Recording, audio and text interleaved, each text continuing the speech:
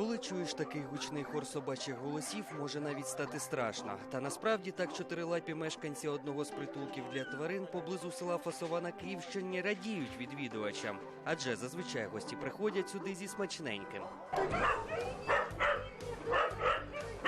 Ще й готові гратися та прогулюватися з хвостатими. Їм привозять їжу, їх лікують, допомагають вольєрам, житло, але все одно їм не вистачає людей. Катерина разом із однодумцями регулярно приїжджає сюди вигулювати песиків. Каже, це корисно і для людей, і для тварин.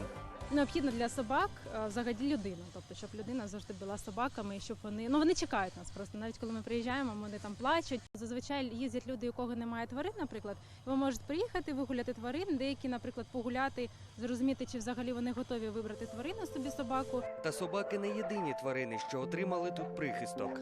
Є собаки, котики, коні, лисиці, єдиновідна собака. Всього по чуть є.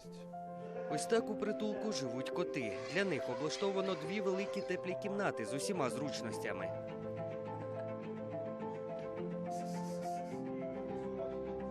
Дивлячись на умови, в яких зараз перебувають тварини, важко повірити, що під час наступу рашистів на Київську область тут коїлося справжнє пекло. Було в порядку 850 собак, 300 котиков. Ну, сейчас в порядках 500. Много бегающих, потому что, то есть, когда была война, мы их выпускали.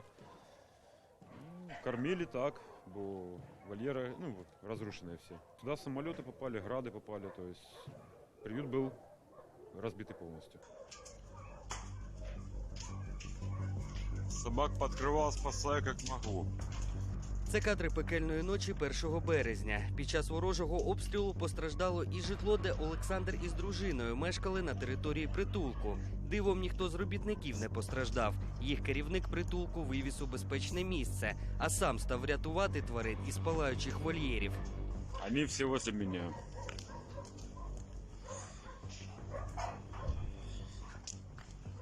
Вариантов у меня больше нет. Під час рашистських атак загинуло багато собак і котів. За тваринами, які вижили, Олександр із дружиною продовжили доглядати, попри потужні бої, що тривали на Київщині. Мы приехали кормиться под обстрелами. Открываю все вольеры. Полностью все. Полностью. Выхода нет. Бедные мои. Родные мои. Коли росіяни відійшли, почалося відновлення та реконструкція притулку. У цьому стали допомагати небайдужі люди. А кто и как не мы? Если мы этим занимались, то так. Животных уже не бросим. Роботи тривають і досі. На наших очах волонтери демонтують старі вольєри. Ці активісти тут працюють уперше. Масштаби робіт чималі, та волонтерів цим не налякати. Наприклад, в Мощуні, де ми в більшості розбираємо будинки, допомагаємо з завалами, там не всі будинки пройшли ще огляд, це бюрократія, відповідно. А нам робити щось треба, тому що ми вже звикли, ми вже втягнулися, у нас вже є певний ритм, це п'ятниця, субота, неділя, кожні вихідні їздимо без відпочинку. І ми подумали, що можна розвивати зоонапрямок. Під гавкіт чотирилапих, який насправді лише підбадьорює, волонтери розбирають конструкцію за конструкцією.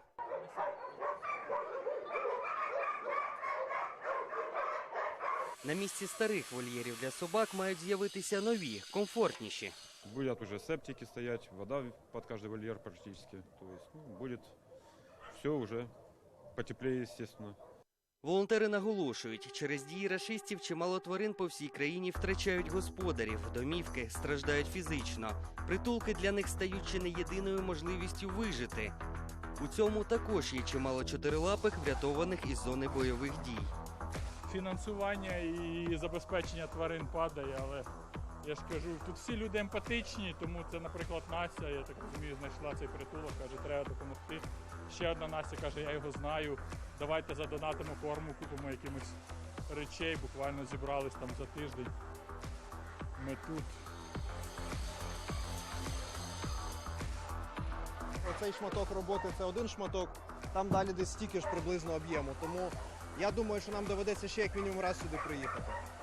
Любов до тварин об'єднала десятки, а то й сотні людей, що взялися допомагати цьому притулку. І це лише один із багатьох прикладів, коли небайдужі українці разом беруться долати тяжкі наслідки рашистських атак.